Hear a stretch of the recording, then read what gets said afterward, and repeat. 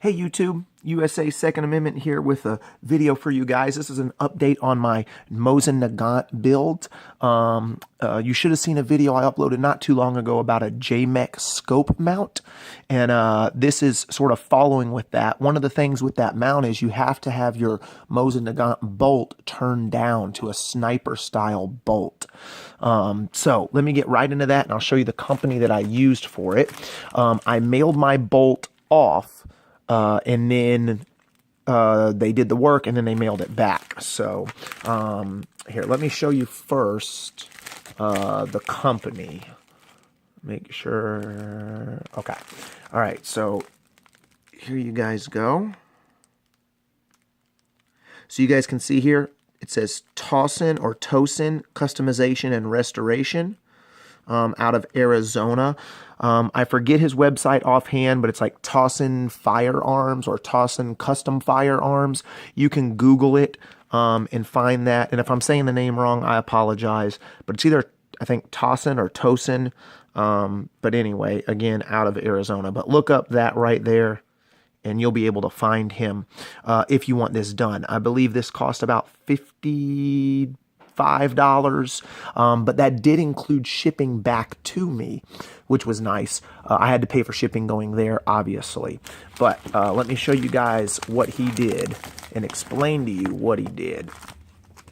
Okay, so if you're familiar with a Mosin Nagant, which if you're watching this video, you probably are somewhat familiar with it. Basically, the bolt handle sticks straight out here, and it's a short little nub. It's not very long. The problem with that is if the ball is right here, when you go to, open the bolt, so to speak, the bolt then, the little knob, is actually straight up in the air. Well, if you have a scoped Mosin Nagant, then you can't do that because it runs into the scope mount. So what this does is it turns the handle down in a sniper or PU type configuration. So when you go to open your bolt, right, as it opens and it slides back and forth, your bolt stays sideways, thereby giving enough clearance for the scope mount and scope itself. So this is a very good job from what I can tell. I literally just got this in the mail. I haven't really done anything except opened it before I did it on camera to make sure it was correct, and it is. He left my serial number, which I like. I know some people that do this buff out the serial number and you can't see the serial number. I like keeping that, so he kept that. He cut off the original bolt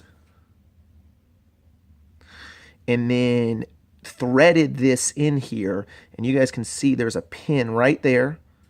There you go. You can see that pin really good right there, okay? So from what I know, this is threaded into here and then pin and welded somehow in there. And then obviously the knob is put back on. I want to say this is the same knob. I'm not really sure, but I want to say it's the same knob. But I'm not 100% sure on that. So yeah, there's some of the thread you guys can see right here. Let me get you to focus in on that. Okay, right there. You guys can see a thread right there. Yep, right at my thumbnail. Okay, and that's from where he drilled this in and then threaded this in there and then obviously pinned it.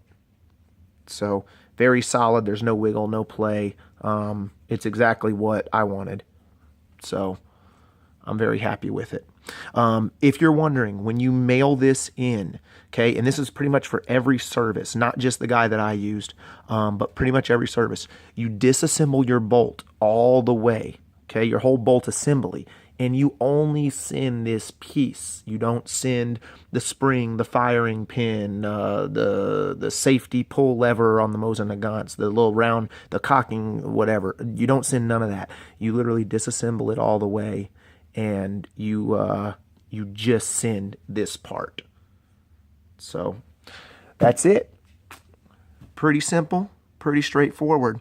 So you guys just stay tuned to my channel. Once I get this build done, obviously I'm going to do a full video on the Mosin Nagant, fully built, fully done, everything. I now, though, officially have all the parts, which is great. I have an Archangel stock. I have the JMX scope mount. I have a turn down bolt, and I have a scope. So it's coming together. The only thing I don't have is a bipod. I'm pretty sure I'm going to put a bipod on it. But anyway, you guys stick around, stay tuned, and hopefully I'll have some updates and videos coming for you guys on the build. Thank you guys for watching. I'll see you next time.